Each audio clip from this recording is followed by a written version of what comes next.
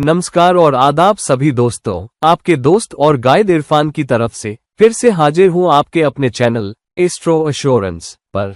आज हम बात करने वाले हैं दुष्टानों की, यानी वो मुश्किल, चैलेंजिंग या खराब घर जो हम सबकी कुंडली में होते हैं और कभी कभी हमारे लिए बहुत मुश्किलें खड़ी कर देते हैं और हम इन घरों से बहुत डरे हुए भी रहते हैं।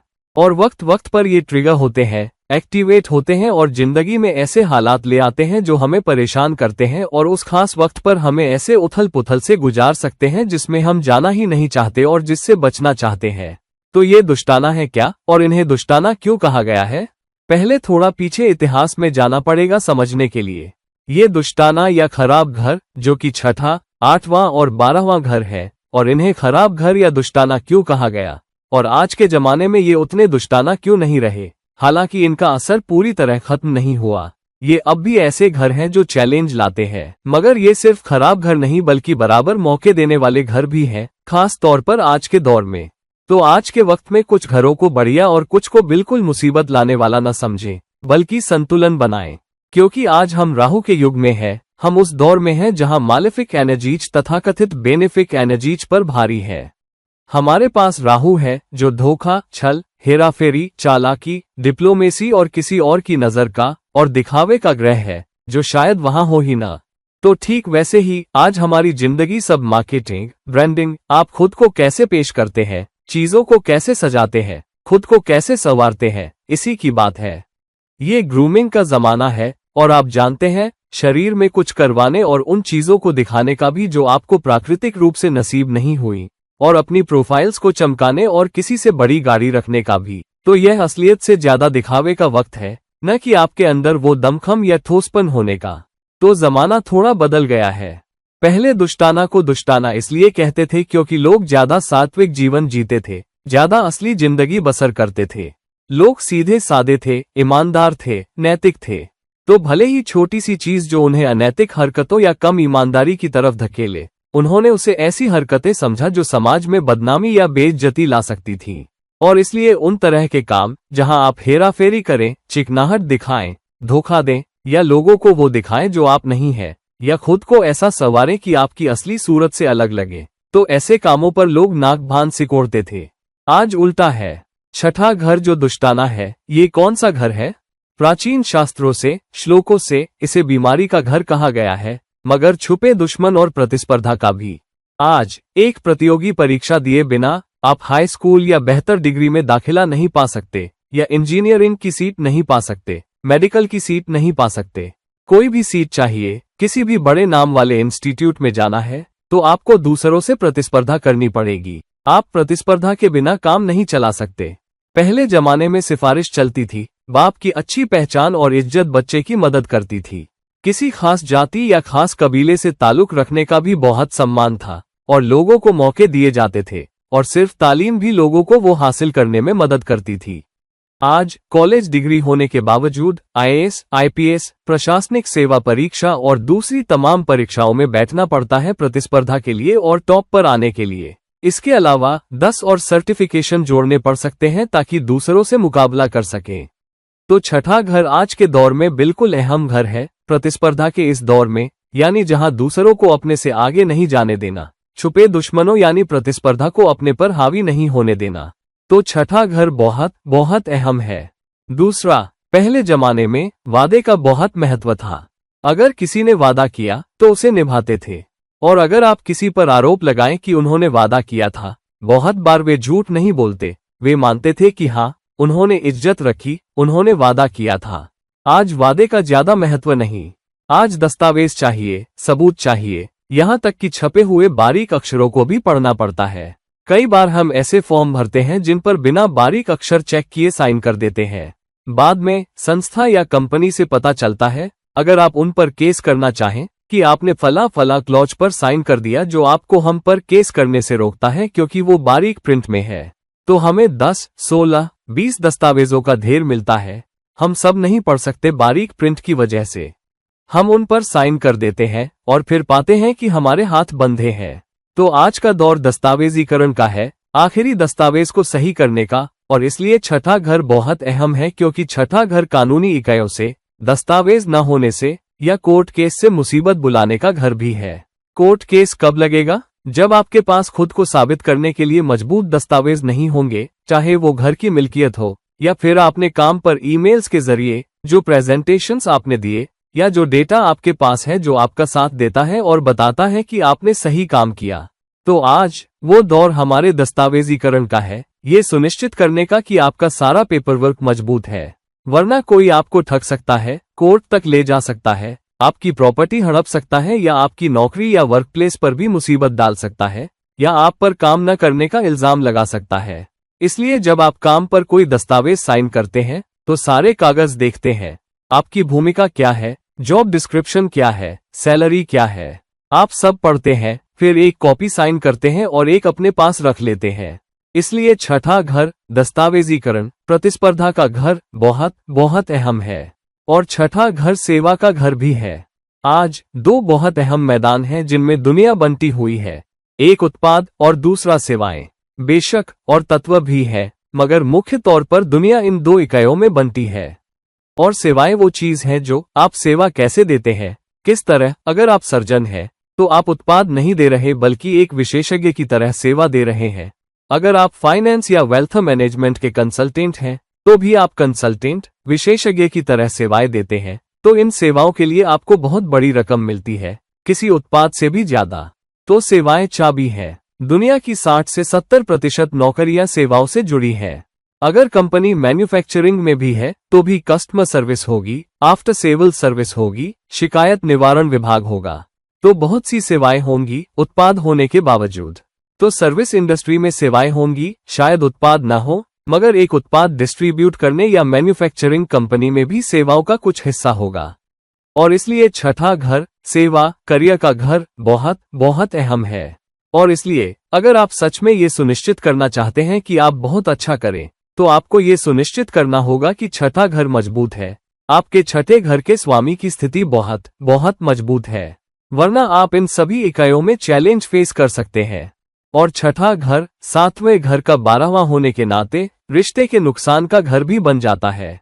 और इसलिए अपने रिश्ते को सुरक्षित रखने के लिए, क्योंकि पहले आप संयुक्त परिवार में रहते थे, हमारे बड़े परिवार होते थे, और कभी कभी जीवन साथी के साथ बातचीत आज के मुकाबले कहीं ज्यादा सीमित होती थी, आज के न्यूक्लियर फैमिली के दौर के मुकाबले।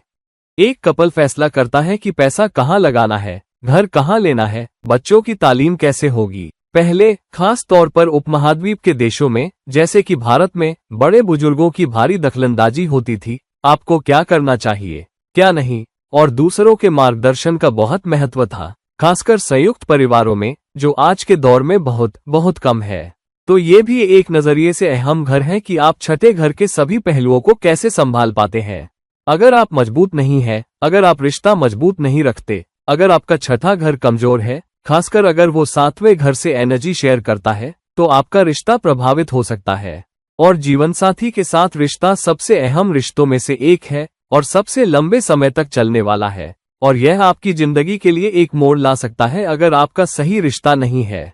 और इसलिए छठा घर मजबूत होना चाहिए ताकि रिश्ते का नुकसान न हो। यही बात आठवें घर के साथ है। आठवां घर ट्रॉमा, अचानक उथल पुथल, अचानक चुनौतियों का घर है। ये दूसरों के पैसे का घर है और टैक्सेशन का, रिसर्च का, उन ताकतों का घर भी है जो जिंदगी के उन हिस्सों को कंट्रोल करती हैं जो छुपे हुए हैं। ये कुछ हद तक राहु का घर भी है, और ये परिवार में किसी की वसीयत से, बाप या माँ या किसी और की वसीयत से पैसा पाने का घर भी है। तो अगर आप सच में ये सुनिश्चित करना चाहते हैं कि आप सुरक्षित हैं, आप अचानक उथल पुथल का सामना न करें, आपकी सेहत पर अचानक चुनौतियां न आए, अचानक ट्रॉमा, अचानक हादसे, पैसे का नुकसान न हो। आजकल बहुत प्रॉपर्टी जॉइंट अकाउंट में भी रहती है क्योंकि दोनों पति पत्नी काम करते हैं और इसलिए वे जॉइंट प्रॉपर्टी लेते हैं। तो वो आठवां घर अहम हो जाता है, क्योंकि वरना अगर आठवां घर कमजोर है तो आप जॉइंट प्रॉपर्टी नहीं रख सकते, या अगर जॉइंट प्रॉपर्टी है तो शायद वो प्रॉपर्टी गंवा बैठे। ये सास ससुर का घर भी है। कभी कभी हमें सास ससुर पर निर्भर रहना पड़ता है, खासकर अगर कपल काम कर रहा है, क्योंकि तब बच्चों के दादा दादी या नाना नानी उनकी देखभाल में मदद और सहारा दे सकते हैं, कम से कम आपकी जिंदगी के कुछ समय के लिए, ताकि कपल अपने काम पर फोकस कर सके और हर वक्त बच्चों को लेकर परेशान न रहे। तो फिर आठवां घर बहुत बहुत अहम हो जाता है। और क्योंकि आठवां घर दूसरे घर का सीधा सातवां है, तो आठवां घर बहुत बहुत अहम है। आठवें घर में कोई भी ग्रह दूसरे घर यानी आय और बचत के घर पर दृष्टि डाल रहा है।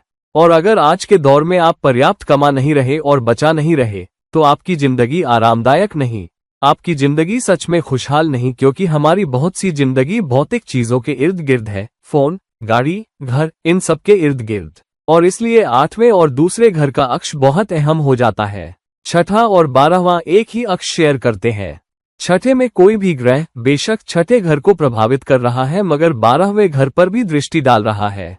6-12 का अक्ष और 2-8 का अक्ष बहुत बहुत अहम है। और दूसरी बात यह है कि कोई भी ग्रह जो छठे, 8वें या 12वें घर का स्वामी है या उसमें स्थित है, वो बहुत से दूसरे घरों पर भी दृष्टि डाल रहा है। तो एक तरह से छठे, 8वें और 12वें घरों या उनके स्वामियों का असर सिर्फ उन घरों पर ही नहीं बल्कि बहुत से दूसरे घरों पर भी है। और इसलिए छठा, 8वां और 12वां घर और उनके स्वामी और उनमें स्थित ग्रह बहुत बहुत अहम है, क्योंकि आपकी जिंदगी और आपकी कुंडली में उनकी पहुंच कहीं ज्यादा है, बजाय सिर्फ छठे, 8वें और 12वें तक सीमित रहने के। और फिर 12वां घर एकांत का घर है, विदेशी संस्कृति, विदेशी सहयोगी, विदेशी कंसल्टेंट, विदेशी धरती पर जाने, विदेश में काम करने, विदेशी कंपनियों का घर है। तो आज के दौर में हमारे ज्यादातर उत्पाद विदेशी है, हमारे टीवी विदेशी है, फोन विदेशी है, हमारे ज्यादातर इलेक्ट्रॉनिक उपकरण विदेशी है, जो लिफ्ट हम इमारतों में इस्तेमाल करते हैं वो विदेशी है, हमारी घड़ियां भी बड़े पैमाने पर विदेशी है। तो जिंदगी का एक बड़ा हिस्सा विदेशी उत्पादों, विदेशी ग्राहकों से कंट्रोल होता है। दुनिया की ज्यादातर बड़ी कंपनियां, बड़ी कॉरपोरेशन, एमएनसी है, मल्टीनेशनल कंपनियां, जिनकी मौजूदगी बहुत बहुत बहुत से देशों में महसूस की जाती है। और सबसे ज्यादा कमाई करने वाले, सबसे होशियार लोग आमतौर पर वो होते हैं जो ऐसी एमएनसी में काम करते हैं जिन्हें सीमाओं के पार यात्रा करने का, अलग अलग संस्कृतियों के साथ काम करने का और स्थानीय कंपनियों में काम करने वालों के मुकाबले कहीं ज्यादा बड़े समाज और कंपनियों को प्रभावित करने और कमाने का मौका मिलता है। और इसलिए आज की दुनिया जो एक ग्लोबल विलेज है और टेक्नोलॉजी बहुत अहम है, उसमें 12वां घर बहुत अहम है। दूसरा, 12वां घर एकांत का घर भी है, जो जिंदगी में आए किसी बड़ी चुनौती से पैदा होता है, जो प्राधिकरणों से, कानूनी अधिकारियों से भी आ सकती है। ये जेल का घर है, दूर जाने का, निर्वासित होने का या अपनी जन्मभूमि से लंबे वक्त के लिए दूर जाने पर मजबूर होने का घर है, अपने प्रियजनों से दूर। तो यह विदेशी मामलों का, विदेशी इलाकों का भी घर है आज। तो अगर आपका 12वां घर बहुत मजबूत नहीं तो शायद आपको विदेशों में काम करने या विदेशों में जाने और रहने का मजबूत मौका न मिले। और 12वां घर फिजूल खर्ची और अति का भी घर है। आप संसाधन बर्बाद करने में बड़ी रकम खर्च कर सकते हैं। आप जिंदगी में चीजों को कंट्रोल न कर पाने की वजह से बड़ी रकम बर्बाद कर सकते हैं। और इसलिए यह अहम है कि आप अपने खर्चों पर भी नियंत्रण रखें। भारी खर्च न करें या जितना आप बर्दाश्त कर सकते हैं उससे ज्यादा न खर्च करें। और इसलिए 12वां घर भी बहुत अहम है। तो अगर ये बहुत अहम घर है, दुष्टाना, छठा, 8वां और 12वां घर बहुत अहम है और इनकी मजबूती बहुत अहम है, वरना इनमें मुसीबत बुलाने की प्रवृत्ति या क्षमता है। हम कैसे सुनिश्चित करें कि ये घर मजबूत है? इनके बिना मजबूत हुए हम छठे घर के फल, प्रतिस्पर्धा में सफल होने से, 8वें घर से विरासत मिलने से, क्योंकि 8वां घर विरासत का भी घर है, टैक्स में बचत करने से, जॉइंट प्रॉपर्टी रख पाने से, रिसर्च कर पाने से, 8वें घर के विश्लेषण का फायदा उठा पाने से, और फिर 12वें घर से बड़े संगठनों, एमएनसी में काम करने, ऊंचे पद पाने और विदेशी धरती पर जाने, रहने और फायदा उठाने के फल नहीं पा सकेंगे। और इसलिए जब तक ये तीनों घर मजबूत नहीं होंगे, आप इनके बेहतर फल नहीं पा सकेंगे, बल्कि आप इनसे मुसीबतों का सामना कर सकते हैं। और इसलिए इन घरों को मजबूत करना बहुत अहम है। हम छठे घर को कैसे मजबूत करें?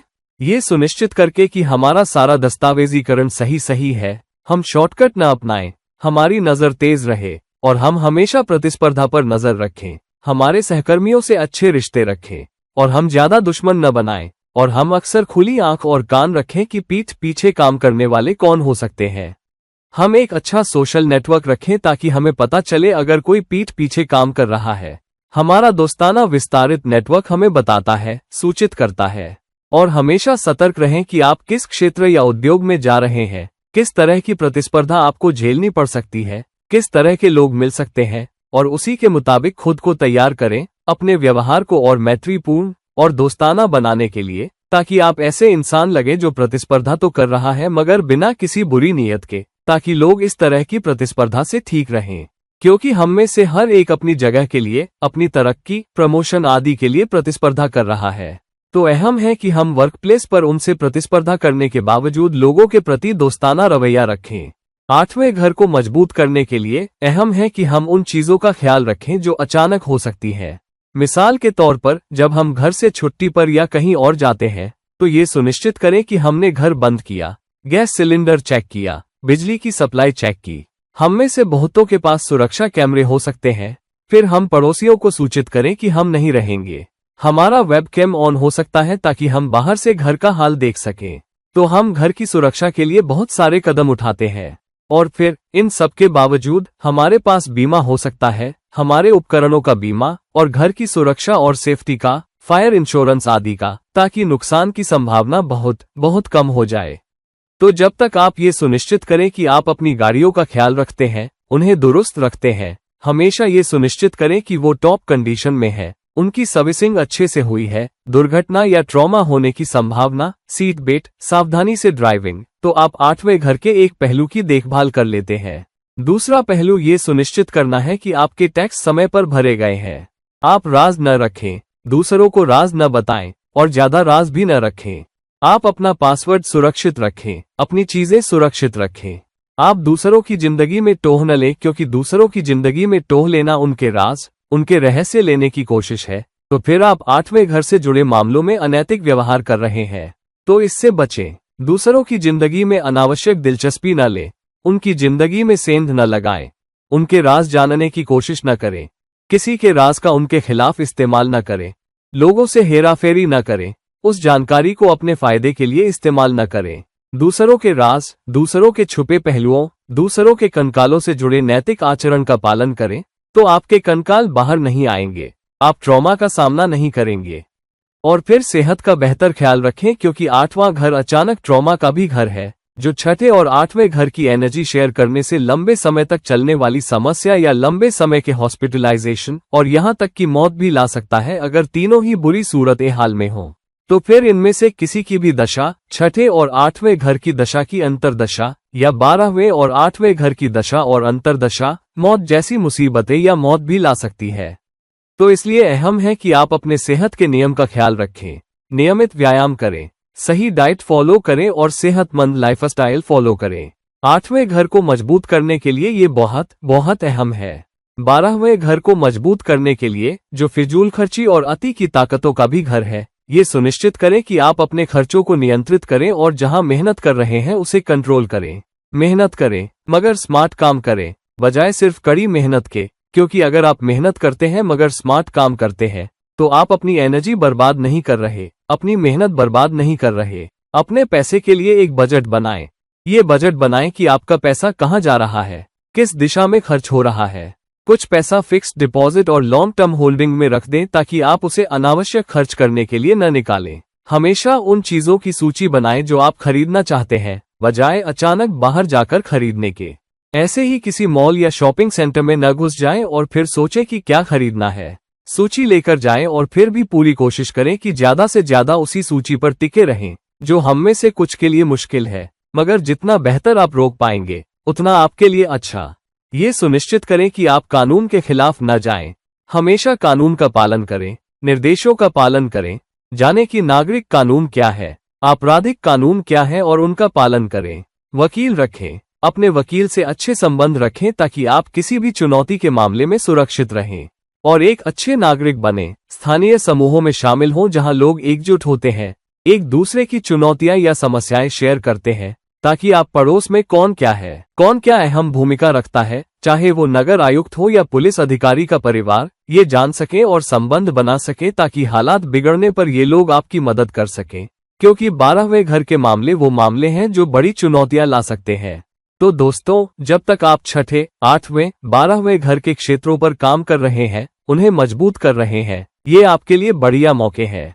12वें घर को मजबूत करने से विदेशी धरती, विदेशी ग्राहक, एमएनसी में काम, कानून से चुनौतियों से दूर रहने के बेहतर नतीजे मिलेंगे। 6ठे घर को मजबूत करने से आपको बेहतर भूमिकाएं, बेहतर काम, बेहतर करियर, अच्छी भूमिकाएं, करियर में बढ़ोतरी मिलेगी और साथ ही मुकदमेबाजी, कोर्ट केस, रिश्ते के नुकसान, अनावश्यक छुपे दुश्मनों से भी सुरक्षा मिलेगी जो हमेशा पीठ पीछे काम करते रहते हैं।